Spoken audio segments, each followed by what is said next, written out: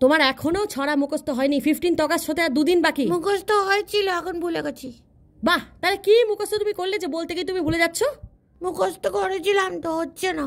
ওই জন্যই বলেছিলাম আগে মানে বুঝিয়ে দিই তারপর মুখস্থ করো। ওরম বোকার মতো মুখস্থ করলে কোনোদিন মুখস্থ হয় না। সেটাই তো, ছড়াটার মানেই বুঝতে পারিনি, আমি কি করে মুখস্থ করব?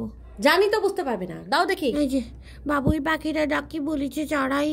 হ্যাঁ, আমার সাথে বলো।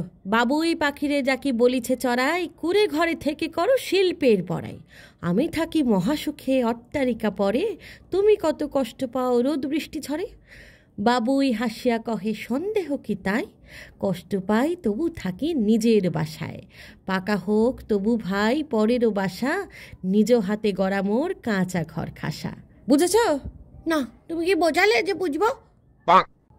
একটু মনোযোগ দিয়ে শুনলেই বোঝা যায়। এত সহজ একটা ছড়া আমাকে বুঝিয়ে দিতে হবে কেন? মোটেই সহজ নয়। কি বলছে কিছুই বুঝতে পারলাম না। বলছে নিজের কুড়ে ঘরে থাকবো তবু ভালো, তবু পরের বাড়িতে থাকবো না, নিজের বাড়িতে স্বাধীনভাবে থাকবো। বুঝতে পেরেছো? এই কবিতাটা তুমি বলবে, তারপর আমরা স্বাধীনতা দিবসে পতাকা তুলবো, ঠিক আছে? কিন্তু আমরা কি করে স্বাধীনতা পতাকা তুলবো? কেন, পতাকা তুলতে আবার কি সমস্যা? সমস্যা তো আছে। আমরা কি করে স্বাধীনতা পতাকা তুলবো? আমরা তো বাবুই পাখির মতো স্বাধীন নই, আমরা তো ভাড়া বাড়িতে থাকি।